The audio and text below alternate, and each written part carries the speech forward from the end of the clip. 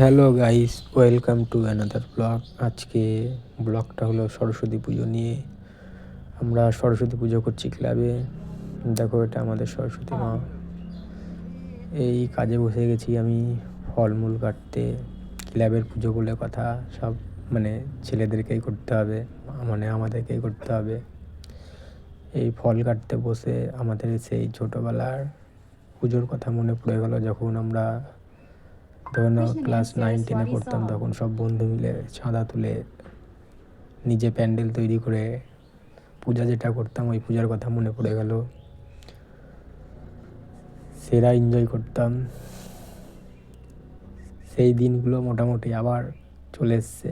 ক্লাবে সবার সাথে মিলে পূজা করছি মা সরস্বতীর।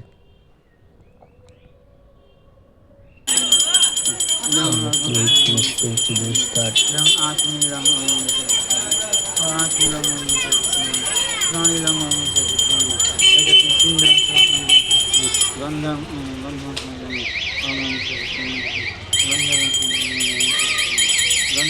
এদিকে পুজো শেষ হলো, আমরা মানে লাইট লাগাতে স্টার্ট।